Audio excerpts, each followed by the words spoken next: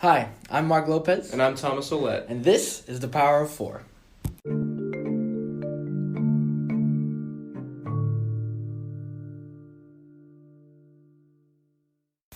How are you doing, buddy? Who are you talking to? Oh, Who do you think you're talking to? No, I'm doing good, Mark. I'm doing all right. How are you doing, sir? I'm doing good. That's good. Are you as tired as I am? Yes. I bet I'm more tired. Yeah, but I think everything will be all right. Anything new going on? Nope. Borderlands 3 came out. That's it. That's cool. It's really all that's new for me. I gotta hop on. We gotta play. School is back. We were out for a week because of Dorian. Are you okay with score now? Like, is anything kind of... Well, math. I'm garbage at math. Really? Mm-hmm. I'm garbage. I'm about as good at math as you are at holding a conversation. Okay. So I don't remember. That's not... Marco, I want you to know Listen. I love you. Listen. Mark. You're great. You're a good friend of mine. That's unnecessary. you're like no need to lie to the people. No, I hate math too, man. I've been just kind of holding out on that, but all right then.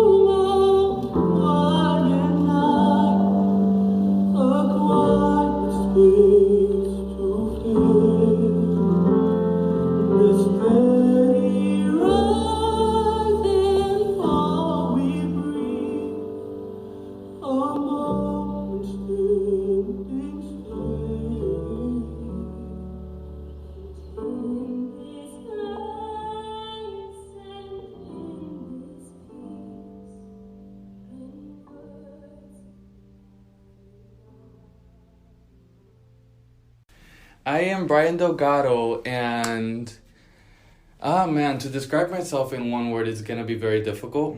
Pero, let me just do this. I love family. Pero is not the no, word. pero is but. But yes. But? Oh, okay. Yes. Okay. So I love family. I love Jesus. I love the arts, and I love my friends. So it's like 4 things to like describe who I am. That's actually perfect. So 4 things. Tell us about your family. My family. Woo. Okay, my family. So we're 4.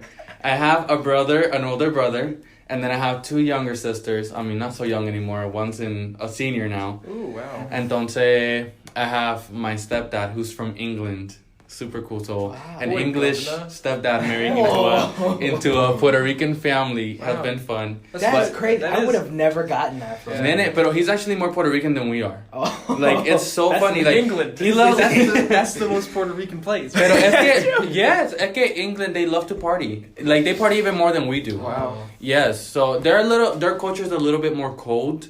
Pero yeah, it's cool. So then I have a step brother who lives in England, 2 stepsisters, and then from my dad is married to a Puerto Rican woman named Karen, and they live in Puerto Rico. And then I have 1 stepbrother from them and 2 stepsisters. Damn, that's a small army. You could small army. You could take over places. Yes, my great grandma had 7 kids. I think it was So my grandma, so I think it was 3 girls, 4 boys, something like that. 3 girls, 4 boys. So yeah, so my grandma died, so now there are two girls. Where do you again fall under? Are you the oldest? Are you the... I am the second. I'm the second. So it's my brother, me, my sister, and my little sister. Okay. So I'm in the middle, I guess you could say. Wow, man. Yeah, it's just super cool. That is a big family. Huh? That's a big family. Yeah, huge, all over huge. The place. No, nene, huge. Like, even here, we're big, pero in Puerto Rico, like, big, man. Like, huge. Yeah, it's cool. So my grandma lives in, like, this little loma, which is like a hill. We took up the whole hill to take a family picture. Which was fun. It's super fun. Yeah, bro. So, yeah, man. But then my mom's side, which is how we met, theater. My mom's side loves the arts. my dad's side is all the churchy side, the preachers, the missionaries, which is where I get it from. Okay. And then my mom's side is all the dancers, and then my dad is all the singers. Mm-hmm. So that's where, you know, I said I love music, so that's the next thing I'm going to talk about. I love the arts because of my mom's side. My mom's side has danced, and they were very much involved in theaters. They're all teachers or actors, singers, dancers. What's your favorite show? My favorite show, like Musical. Shrek the Musical. Shrek the Musical? Yes, yes, I adore. Actually, Oh, here we go, here we go, here we no, I'll leave it at Shrek. go. Okay. Okay, I also love Hairspray, but you know what? I love stage productions, but I haven't seen a lot of them. So I'm more of a music like show, like a Greatest- movie Greatest musical Showman type of kinda guy. thing, Movie like La La musical. Land. Yeah, La La Land. That's what I Yo, right in your face, bro. He has La La Land. I love La La Land. That's the one that I love. La La Land. I love Phantom of the Opera. That's my favorite one. Yeah, Phantom of the Opera is great. It's like it's about an ugly dude trying to get the girl to like him by singing to her. So You got something, is that something you gotta get off your I chest? heavily relate to that. My family from my dad's side is all Pentecostals. So basically, you know, those in Puerto Rico, you'll see a lot of them with like their long hair, their long skirts, and just like with their Bibles on their hands at all time. My grandpa was that type of traditional dude with his tie all the way up, like looks like he was choking, you know, great people. And so I was raised up around that environment, the church environment, but a very different side to it, because a lot of people are like, yeah, I was raised up in church, but I just went to church. My family is very involved when it comes to like, which is also why I love shows, stage. They were always on a stage, always reciting. I was brought up, my dad used to work concerts, Christian concerts in Puerto Rico, used to bring the artists into Puerto Rico, worked in the biggest coliseum there is over there, and brought, you know, filled it up, which was super dope. So I was always around that kind of the churchy side, but the production side of the church. So the artistic, you know, the Hispanic artists, because a lot of the English bands and artists I don't know. I do know a lot of the Hispanic artists, just because I was raised up around there. My family, my grandma still travels around Puerto Rico singing.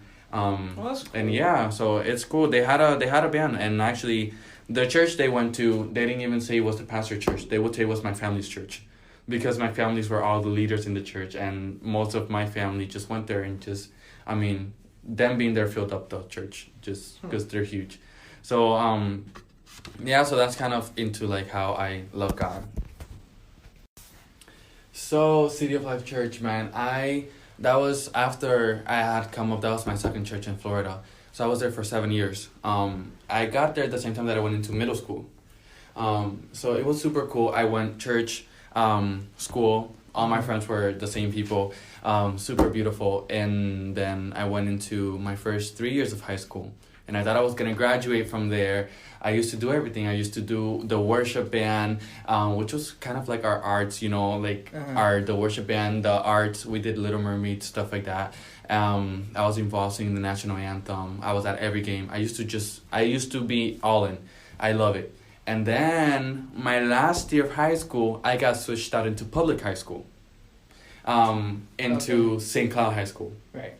So then that's where like a lot of my bubble was popped, basically, because everything that I have been taught, everything that I have believed in, now had to be put to test. Because I don't know, you just have so many different backgrounds and so many different people at a public high school that, you know, you just have to either you get with it or you don't blend in, or you just don't make a lot of friends. I don't know. It's so, the other thing was my class had maybe 30 to 40 people. I came into, how big was our class? About 400 or 500 people. Yeah. So it was crazy because 400 or 500 people, that was my school, my whole entire school. So I come into a school where 400 or 500 people was one class. Yeah. And so, you know, I'm coming to this environment where I'm like, oh my gosh. But never mind. I knew you because we did, when I was at City of Life, and, we did Peter Pan together, which was, I don't know how many years from now that was. And how did you hear about doing that? That year, I don't think there was going to be a production. We ended up doing one, but I don't think there was going to be one. So my mom was like, why don't you try theater outside? And I was like, theater outside? What is that? You know? So Miss, I don't know if you ever met Jennifer Henderson. Yes, she was my teacher when we did the children's theater. No stuff. way. Yes. Well, Jennifer Henderson was my arts teacher at City of Life when I was in middle school. She left, but her dad, Mr. Warren, was my history teacher in high school.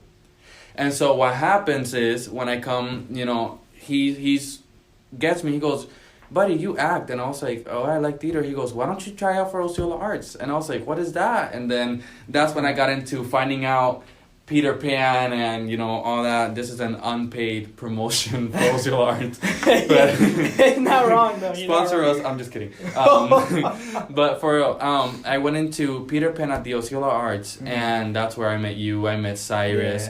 Yeah. I met this guy. Oh my gosh. He was one of the pirates. Yeah, Jason. Jason. That guy was so funny, but he wasn't in St. Cloud when I went. And so that's how I ended up that year, because you were in that senior year. Right. And entonces también Zach, whatever. Right. I ended up doing West Side Story with Zach. Yes, actually. You guys did that right after. So, oh my gosh, it was so fun. Entonces, I come to St. Cloud, and then, you know, I made contact with you guys through chorus. Right. Entonces, through chorus, then I get involved in something called FCA, Florida Christian Athletes. And that was the huddle group, basically, at St. Cloud High School for Christians. So, you know, I didn't kind of want to go because all I just heard was, there's pizza. And I was like, I don't care about pizza. True. They did say there was free pizza. Yeah, but when I did go, I found, you know, some people that were not just there for pizza, that were there for actually, you know, like what we're supposed to be there for, just become family. And so they didn't have basically, they have people that could sing, but they didn't have a team together. So that's when I started working with Miss Combe, their choir teacher of St. Cloud, and we start making a worship group, and we start just worshiping, and that's how really I made a lot of friendships and connections into St. Cloud High School. Right. So then by the time graduation came, you know, I had a lot of good, solid, genuine friendships high school because, you know, yeah. So so that's where I got to pray when Coach, what's his name? He died, Coach Mack. Yeah, so that morning, FCA officers couldn't pray. They were just so down. And so one of them came to me and said, Brian, can you pray? And so I had the honor of praying for 500 students at that morning, because not the whole school wasn't there yet. But it was 500 students, and that was the craziest, most beautiful thing I have ever experienced in my life. Full circle. Okay, full circle. I actually wasn't even going to audition. And really? I don't know, yes, because, listen, I love musical theater, but I didn't know what the show was. I didn't know anything. Entonces I thought we had to like act and everything. I was like, no, like I really don't want to do this. And so Miss Combs and some other people were just like, bro, all you have to do is sing. And I was like, cantar. I was like, perfect. So I grabbed 5 minutes before I think auditions. I was like, Jesus, I need a song. So I went into the piano room and like I just started singing what I know, little church boy. And so I went into the audition room and that's all I did. That's all I sang. And Miss Cochran was like, okay, like, I like it. She goes, all right, you know, after the auditions, it will be posted later. So now I get into full circle. I start working. I was so afraid. I had caca in my pants. Like, I was just like, oh my gosh. When I walked into the room for the first practice, you know, she was like, bring a journal, bring everything. I was like, okay. So like, I go in and she's like, okay, you know, tell us your names. I didn't know. In my mind, when I moved to St. Cloud High School, one of the first things was, I'm not doing theater. I'm not doing this. I'm not doing that. You know, I came with such not a negative mindset. I came to an open mindset, but my kind of open. Mm-hmm. You know, not like just me. I was so hurt and so, why do I have to leave? Why do I have to do this? Why do I have to do that? Why do I have to come here? And so nada, I came there. I had that, and the main song that I had to sing was Jaira. Mm-hmm. Quiet Room, I think is what it's called, or Quietness of Love.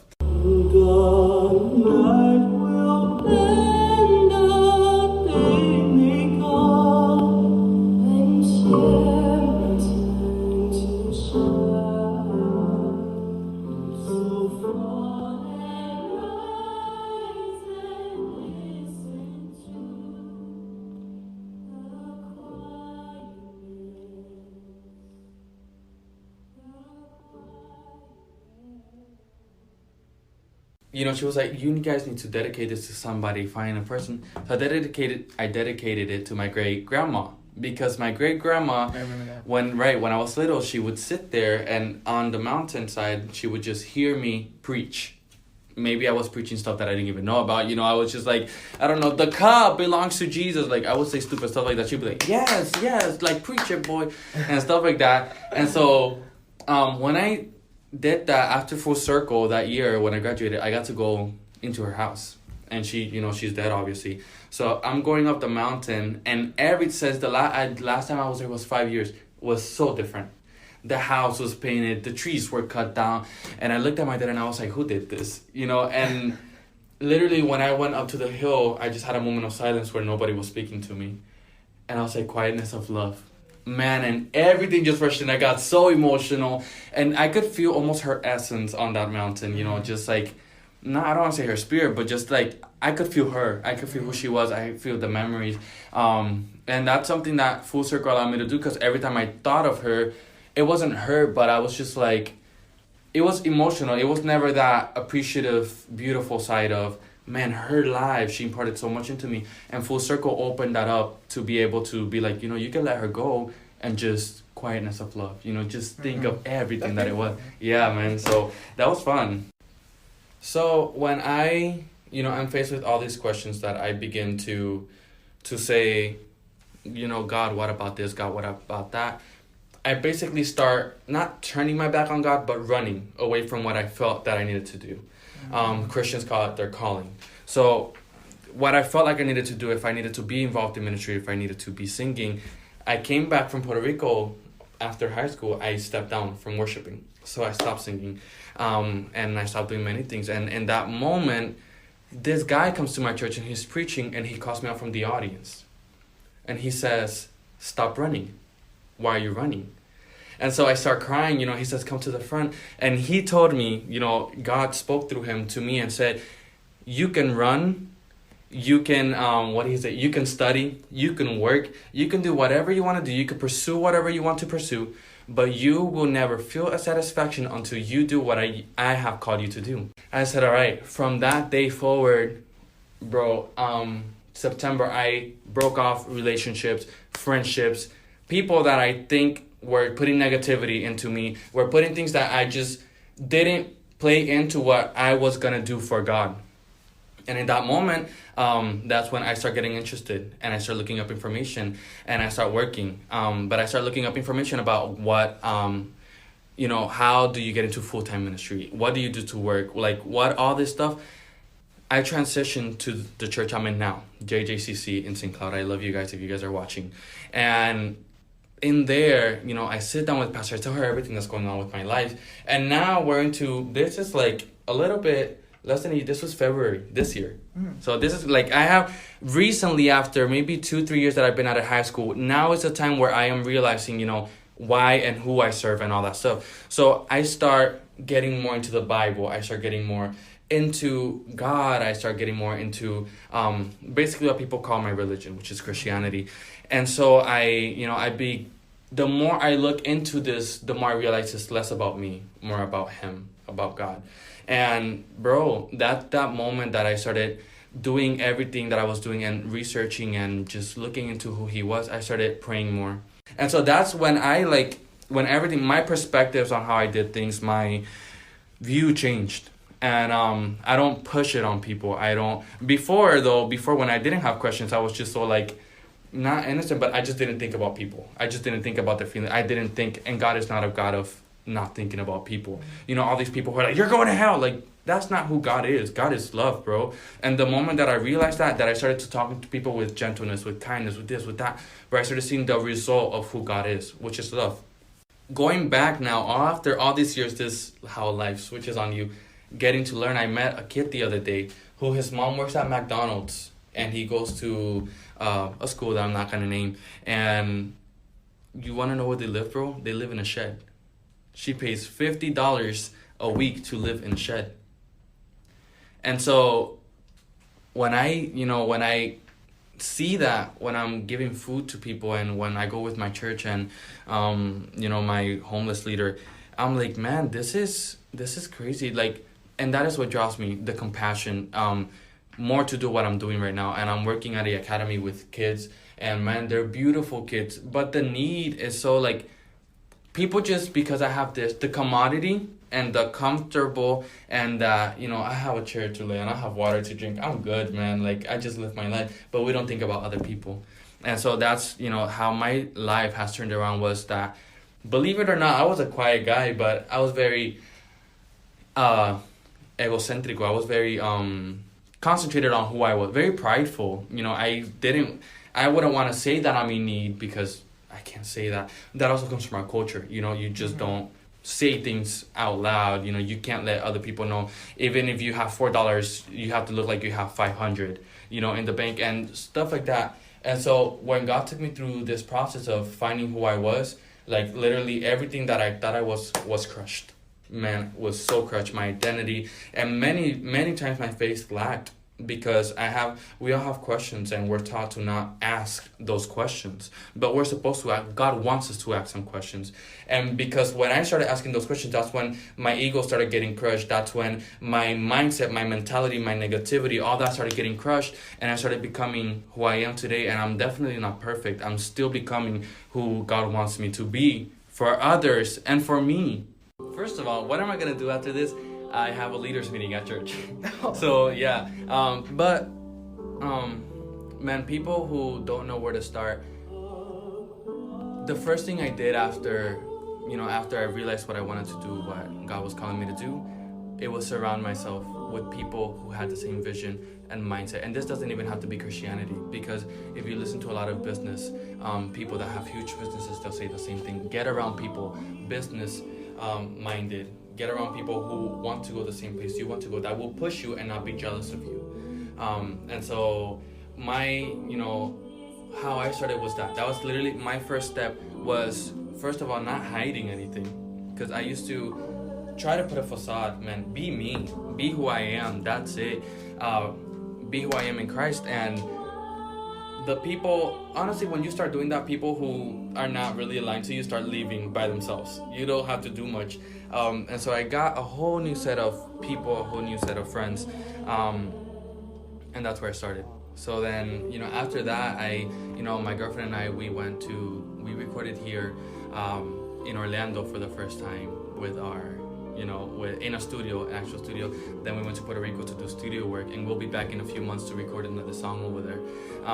And so, how I got into all this, this doesn't necessarily, maybe there are people that are listening to us who don't know where to start or even begin, or they want to believe in God, or they want to believe in something, they want to believe even in themselves, they don't have the self-confidence. Man, start asking questions, because when you start asking questions, you start getting answers. And the Bible even says, you shall ask, if you ask, you shall receive. And literally, that doesn't just involve material things, that's talking about literally knowledge. I needed to know who God was in order for me to move on. Man, I lost myself because of people. I lost myself because I let myself go, because I didn't have a strong character, a strong identity in who I was, and so take time for you, be selfish. And that's like, be selfish, say no more. Be selfish. Bold. That's bold. Surround yourself with people, be selfish, and ask questions.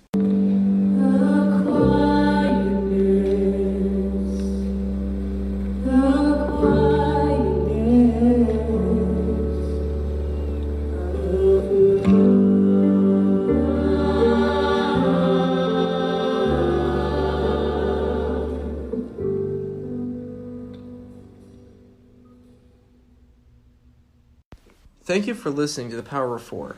Let us know what your thoughts are on our podcast. Rate us on Apple Podcast, and don't forget to subscribe. There are still plenty of new updates that will be added to the podcast in the next few weeks. Once again, I'm Mark Lopez. And I'm Thomas Olette. And this was The Power of Four. You can listen to us on Spotify and on the Apple official podcast.